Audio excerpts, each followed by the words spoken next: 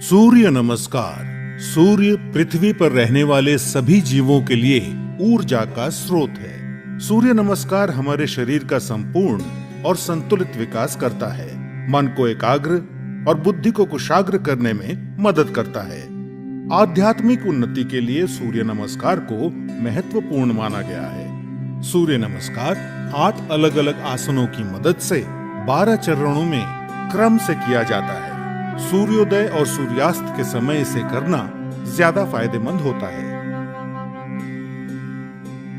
सबसे पहले आप अपने दोनों पैरों को आपस में जोड़ते हुए बिना कंधों को झुकाए सीधे खड़े हो जाएं। सुनिश्चित करें कि आपके हाथ शरीर के समीप हों और आपकी ठोड़ी जमीन से समानांतर हो। अपने शरीर को दोनों पैरों पर समान रूप से संतुलित करें। इस स्थिति को समस्थिति कहा जाता है।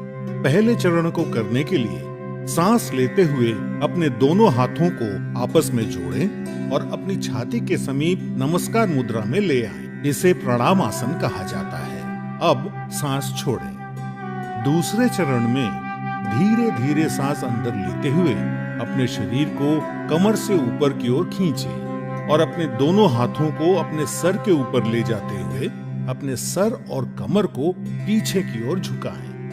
अपनी टांगें सीधी रखें। इस आसन को हस्तोत्तनासन कहा जाता है। अब तीसरे चरण के लिए धीरे धीरे सांस छोड़ते हुए अपने शरीर को आगे की ओर तब तक झुकाएं जब तक आपकी दोनों हथेलियां आपके पैरों के दोनों तरफ जमीन को छू न लें। ध्यान रखें कि नीचे झुकते समय आपकी भुजाएं और सर एक ही साथ में हो। इस आसन को पादहस्तासन कहा जाता है।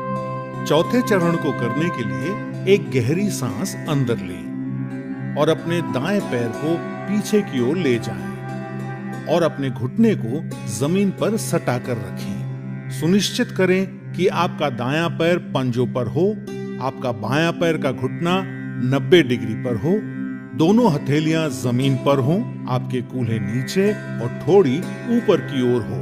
इस आसन को अश्व संचालन आसन कहते हैं। अब पांचवें चरण में एक गहरी सांस छोड़ते हुए अपना बायां पैर इस प्रकार पीछे ले जाएं कि वो आपके दाएं पैर की सीध में हो। सुनिश्चित करें कि आपके हाथ और कंधे सीधी रेखा में हों और साथ ही कंधे, पीठ और नितंब भी एक ही सीध में हों। इस आसन को संतुलन आसन कहा जाता है। इस स्थिति में धीरे धीरे सांस लें। छठा चरण, सांस छोड़ें। अब अपने दोनों घुटनों को एक साथ जमीन पर रखें और अपनी छाती और माथे को भी जमीन पर रखें। सुनिश्चित करें कि आपके कूल्हे ऊपर की ओर और आपकी कोहनियां आपके शरीर के समीप हों। इस आसन को साष्टांग नमस्कार आसन कहा जाता है क्योंकि आपके शरीर के 8 अलग अलग अंग जैसे दोनों पांव के पंजे, दोनों घुटने, दोनों हथेलियां, छाती और माथा जमीन को छूते हैं। ध्यान रखें कि आपके शरीर का वजन 8 अंगों पर सामान्य रूप से वितरित हो। अब 7वें चरण के लिए सांस अंदर लेते हुए अपनी श्रोणी यानी पेल्विस को नीचे लाते हुए अपने सर और छाती को आगे की ओर सरकाएं और अपने शरीर के ऊपरी हिस्से को नाभि तक उठाएं। सुनिश्चित करें आपके पैरों के पंजे बाहर की ओर और टांगे सीधी हों।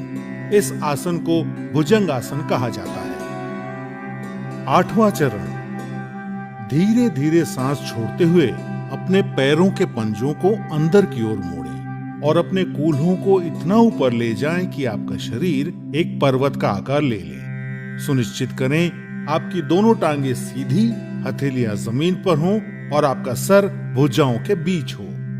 प्रयास करें कि आपकी एड़ियां जमीन को छू सके। इस आसन को पर्वत आसन कहा जाता है।